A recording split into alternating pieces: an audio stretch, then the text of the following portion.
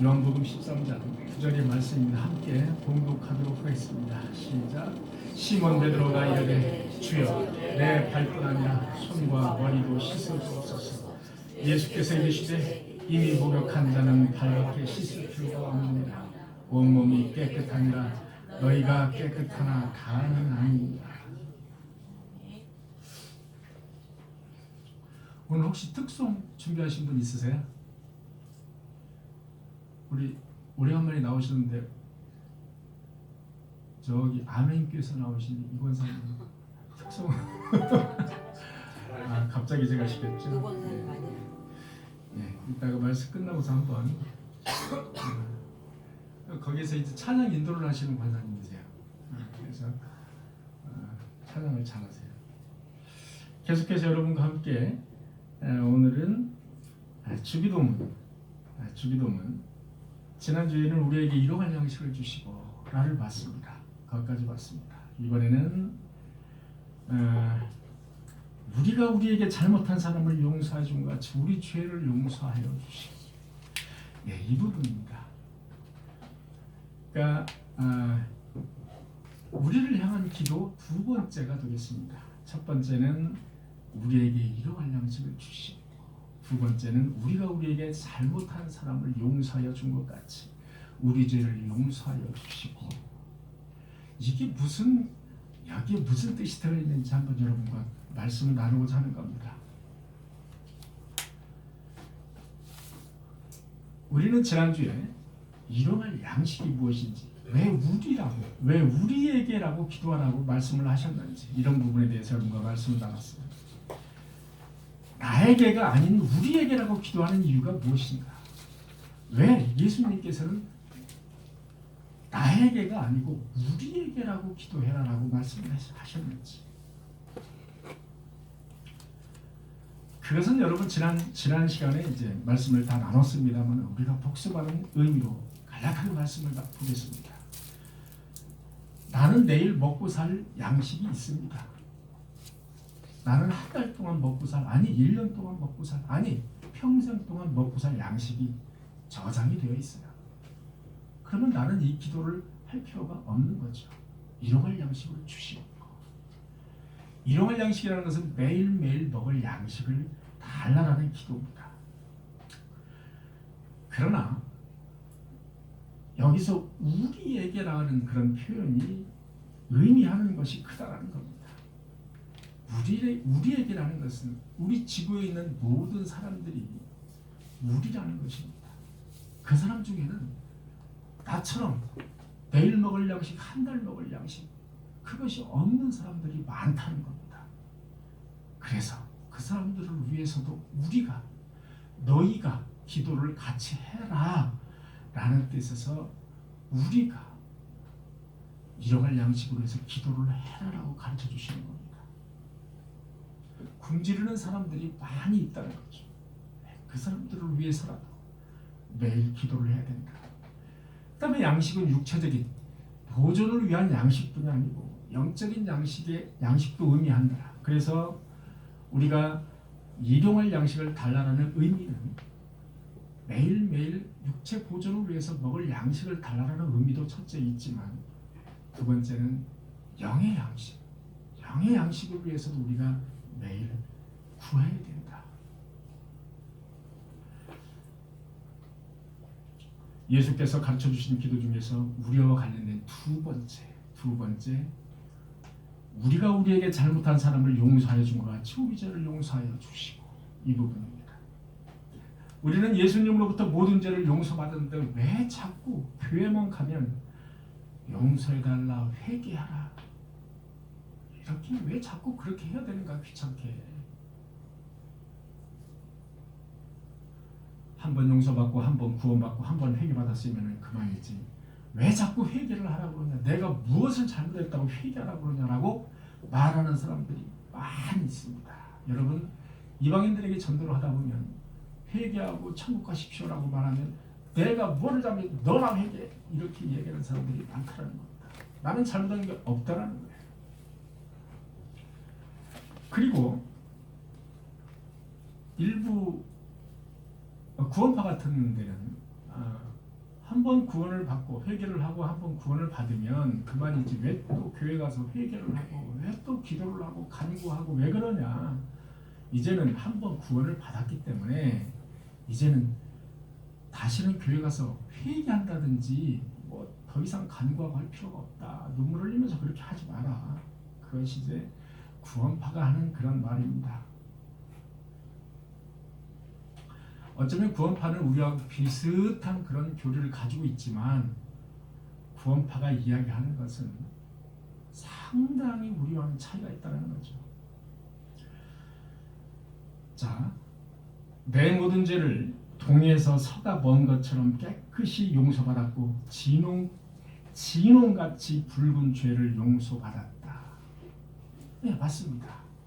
우리는 이렇게 용서받았기 때문에 구원을 받은 겁니다. 예수님은 하나님을 향하여 범했던 인간의 모든 죄를 십자가 위에서 단번에 죽으셔서 속죄를 하셨습니다. 그를 믿는 자는 자신의 모든 죄에서 해방이 된 겁니다. 그래서 우리는 단번에 예수 그리스도를 믿음으로 죄에서 단번에 해방이 되었다. 맞습니다. 그러나 여기서 말하는 이 용서는 심판주인 하나님의 질책을 받지 않는다는 그런 의미. 자, 여기서 말하는 용서는 심판주의 하나님의 질책을 받지 않는다는 용서다. 즉, 더 이상 죄로 말미암아 지옥에 가지 않는다라는 의미입니다. 더 쉽게 얘기할까요? 원죄를 용서받았다라는 의미라는 겁니다. 자, 용서받았다라 하면 우리는 용서받고 회개하고 구원받았다라고 하면 우리는 원죄를 용서받았다라는 의미로 해석을 하셔야 됩니다. 여러분들, 구원받았다. 원죄를 용서받고 구원받았다. 원죄를 용서받고 구원받았다. 이렇게 생각을 하셔야 되는 겁니다. 그러나 하나님의 자녀로서 불순종하고 매일처럼 눈으로 또는 마음으로 짓는 자범죄, 우리 생활죄라고도 합니다. 그것은 여전히 구원과는 별개로 존재하고 있다. 구원받은 그 시각 이후부터 곧바로 우리는 자범죄를 짓는 겁니다.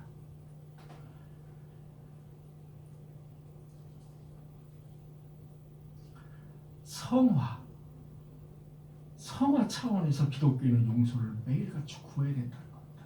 성화 차원에서. 자, 여러분들 이것은 매우 중요한데요. 우리는 구원을 받은 자녀들입니다. 그런데 그 이후로 아무것도 하지 않는 거예요.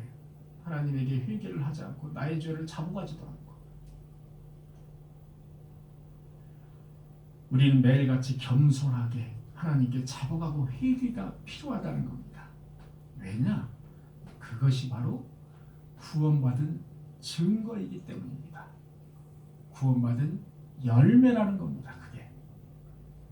자, 구원받은 것을 어떻게 합니까? 제자들이 예수님께 질문을 하죠. 열매를 보고 한다. 그 열매는 무엇일까요? 선한 일을 하고, 구원받은 사람은 선한 일을 하고, 그리고 이와 같이 자범죄에 대해서 매일같이 회개하는 심령이 되어야 된다는 겁니다. 겸손하게 회개를 해야 된다는 겁니다. 회개가 필요 없다. 그것은 교만입니다. 그것은 구원받지 못했다는 증거이기도 합니다. 구원은 바로 열매로 할 수 있기 때문입니다. 내가 영적으로 이제 구원을 받았으니까 이제 무슨 짓을 해도 상관이 없고 내 마음대로 살아도 된다. 이것은 교만한 마음이며 구원받지 못한 바로 그 징표다. 이렇게 보시면 됩니다. 예수께서 그 제자들에게 하신 이미 몸이 깨끗한 자는 발만 씻으면 된다는 이 말씀, 이 본문에 있는 말씀. 용서는 바로 발을 씻는 행위입니다. 자, 시몬 베드로가 이르되 주여 내 발뿐 아니라 머리와 손을 다 감겨달라는 겁니다. 그러자 예수님께서 이렇게 말씀하시죠. 이미 목욕한 자는 발밖에 씻을 필요가 없습니다. 온몸이 깨끗하니라. 너희가 깨끗하나 다는 아니니라. 너희가 구원 받았지만 그러나 너희가 깨끗한 몸은 아니다라는 겁니다.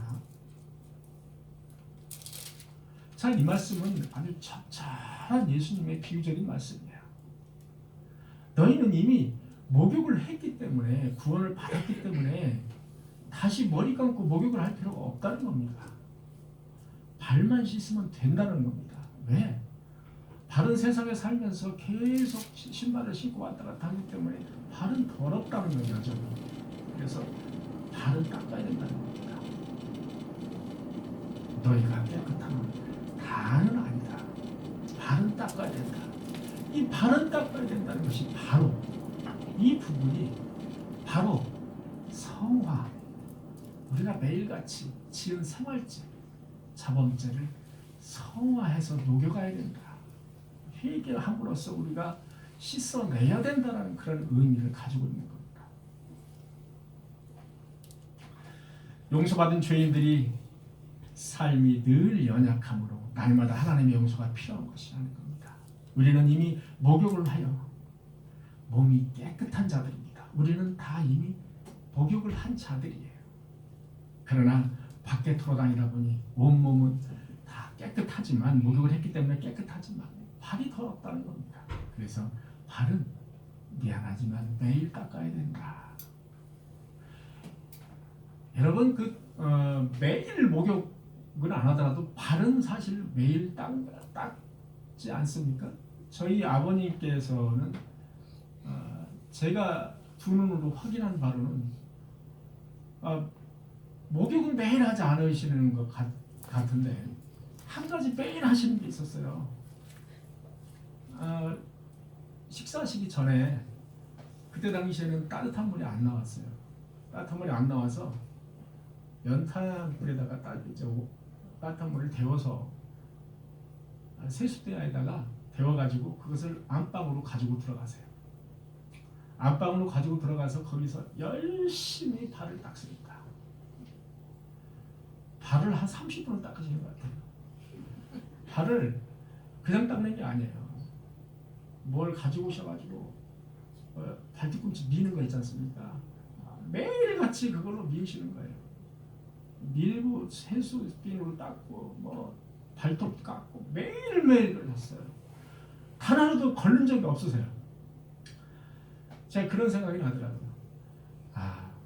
바로 우리도 매일매일 지은 죄를 하나님께 용서를 구하는 것, 그것이 바로 우리는 이미 목욕을 했지만 발을 씻는 그런 행위구나. 그렇게 제가 이해를 했습니다. 우리가 우리에게 잘못한 사람을 용서하여 준 것 같이, 자, 이게 도대체 무슨 이야기일까요? 우리가 우리에게 잘못한 사람을 용서하여 준 것 같이 우리 죄를 용서하여 주시고라는 그런 말 중에 앞부분에 해당하는 겁니다. 우리가 우리에게 잘못한 사람을 용서하여 주었기 때문에 주님께서 우리 죄를 용서하여 달라? 그런 조건부의 문장일까? 그렇게 해석하면 안 된다는 거죠. 자, 우리가 우리에게 잘못한 사람을 용서하여 준 것 같이 우리는 왜 우리는 이웃을 먼저 용서를 해줘야 될까요? 왜 우리는 옆에 있는 성도님을 먼저 용서를 해줘야 될까요? 그것은 우리가 먼저 하나님으로부터 엄청난 죄를 용서받았기 때문입니다. 이미 우리는 그 죄를 용서받음으로써 구원을 받았기 때문에 그런 것입니다. 그러므로 이웃을 용서하는 것은 용서받은 자의 당연한 의무다라는 겁니다. 이해가 가시죠? 우리가 이웃을 용서해야 된다는 것은 우리가 엄청난 죄를 용서받고 구원을 받았기 때문에 그 용서받은 자의 당연한 의무다라는 겁니다. 이것을 통해서 이웃에게 하나님의 사랑을 나타내라. 너희가 구원을 받았다는 그 증표를 나타내라. 그것을 이방인에게 용서를 하고, 성도가 잘못한 것을 용서를 하고, 이웃이 잘못한 것을 용서해주고 그것으로 나타내줘라.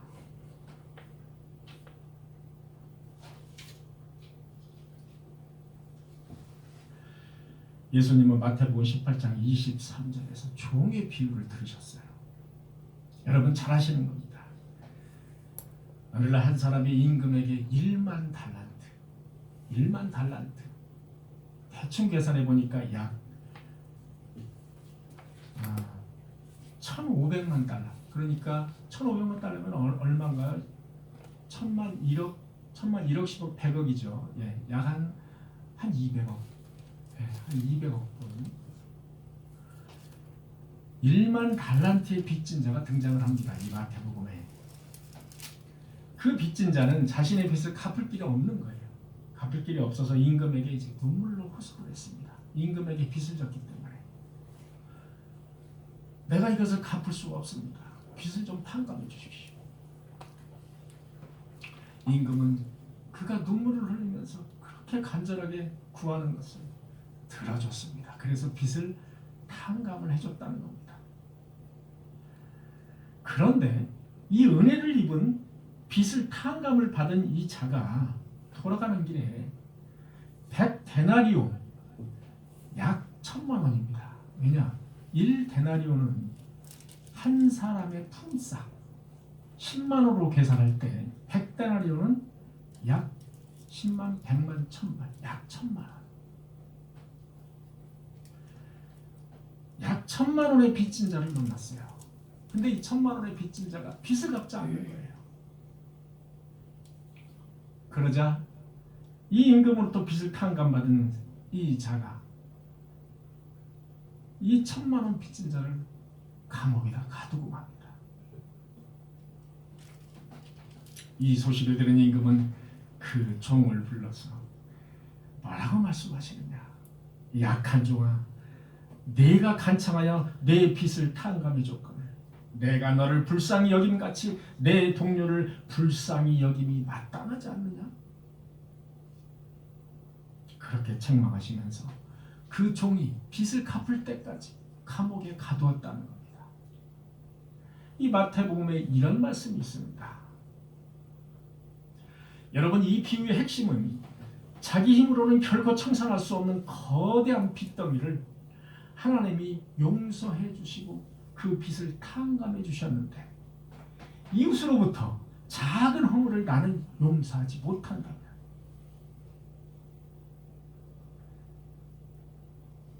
나는 200억이나 되는 돈을 탕감을 받았는데 1,000만 원 돈을 갚지 않은 사람을 감옥에다가 집어넣는다면 나는 어떤 사람입니까? 나는 구원을 받은 사람입니까? 나는 전신 목욕을 한 사람이냐 말입니다. 예수님은 그것을 비유적으로 이렇게 말씀을 하신 겁니다. 즉, 죄사함을 받은 죄인은 그 감사한 마음으로 자기에게 잘못을 범한 사람을 용서하고자 하는 그 마음을 가지고 있어야 된다는 겁니다. 이렇게 큰 죄를 탕감받은 사람, 큰 죄를 탕감받은 자, 조그마한 죄를 저지른 이웃에게 책임을 묻지 않고 역시 그 빚을 탕감하고 용서를 해줘야 된다는 거죠. 우리가 잘못한 사람을 용서하여 준 것 같이 라는 말은 우리가 주님으로부터 엄청난 용서의 은혜를 받았으니 이웃의 허물은 당연히 용서의 은혜를 베풀어야 할 도덕적 의무를 가지고 있다는 역설적인 그런 표현인 것입니다. 우리가 잘못한 사람을 용서하여 준 것 같이 라는 표현은 당연히 너희가 그렇게 큰 용서의 큰 은혜를 받았으니 이웃도 당연히 용서해 줘야 된다는 역설적인 표현이라는 겁니다. 마태복음 18장 33절에 내가 너를 불쌍히 여김같이 너도 내 동료를 불쌍히 여김이 마땅하지 아니하냐? 라는 말은 이것은 너희가 해야 할 마땅한 그리고 영원한 의무다라는 겁니다. 이웃을 사랑하는 것이. 왜? 너희는 이미 구원을 받았기 때문에. 그래서 우리가 잘못한 사람을 용서하여 준 것 같이라는 우리가 잘못한 사람을 용서하여 준 것 같이 우리 죄를 용서하여 주시고 라고 기도하라고 예수께서 말씀을 하시는 겁니다.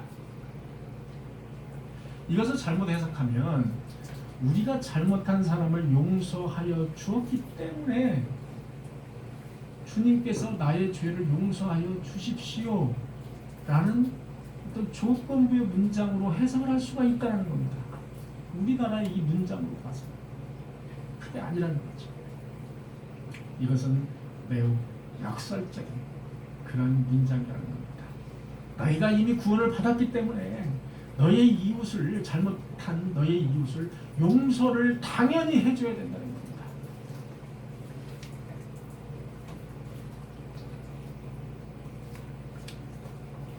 우리는 왜 이웃의 잘못이나 성도의 잘못을 용서해야 되는 걸까요? 그것은 먼저 내가 하나님으로부터 엄청난 죄를 용서받았기 때문입니다. 그러므로 이웃의 죄를 용서하는 것은 용서받은 자의 도덕적인 의무다라는 겁니다. 끝으로 우리 죄를 용서하여 주시고 우리가 잘못한 사람을 용서해 준 것 같이 우리 죄를 용서하여 주시고 자, 우리의 죄를 용서하여 주시고 이 간구는 단순히 개인적인 죄에 대한 용서가 아니라는 겁니다. 우리 죄를 용서하여 주시고라고 기도하라고 하셨습니다. 나의 죄를 용서하여 주시고가 아니에요. 여러분, 우리는 신앙 공동체 전체에 대한 용서를 빌어야 된다는 겁니다. 그래서 중보기도가 여기서 나온 거죠. 이 사회는 어떤 조직체든 간에 서로 유기적으로 다 연결이 되어 있다는 겁니다. 나, 가정, 사회, 그리고 국가. 한 단위 건너면 다 이렇게 연결이 되어 있는 겁니다. 우리라는 겁니다. 그 가운데서도 교회도 마찬가지입니다. 교회도 개인, 가정, 사회, 국가와 아주 밀접하게 관계가 되어 있습니다. 바로 여러분들, 교회 아닙니까? 다 밀접하게 연관이 있다는 겁니다. 나의 죄가 상대방에게 미칠 수 있다는 겁니다. 상대방의 죄가 나에게도 파면 미칠 수 있다는 겁니다. 그래서 우리 죄를 용서하여 주시고라고 기도하라는 겁니다. 물론 그렇다고 해서 골방에 들어가서 내가 하나님께 죄를 자복하고 있는데 나의 죄를 용서하고 나의 죄를 회개하는 것, 그거하고는 좀 약간 다른 차원을 말씀드리는 겁니다. 우리가 좀 폭넓게 기도를 할 때 우리 죄에 대해서, 우리 공동체에 대한 죄에 대해서 우리가 기도를 해야 된다. 용서해달라는 그런 기도를 해야 된다는 겁니다.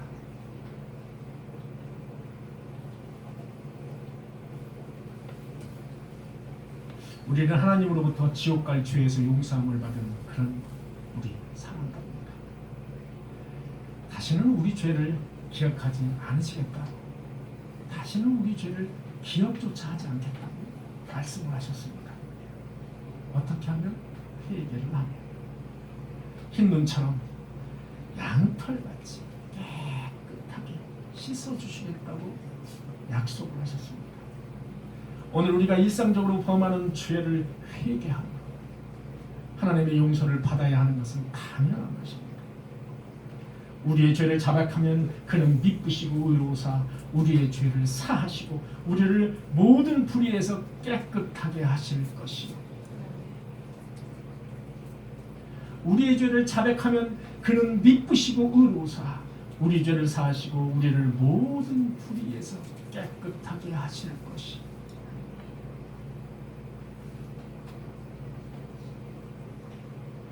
우리 꿈의 교회 성도 여러분들은 죄를 매일매일 내가 지은 생활죄, 내가 지은 자범죄,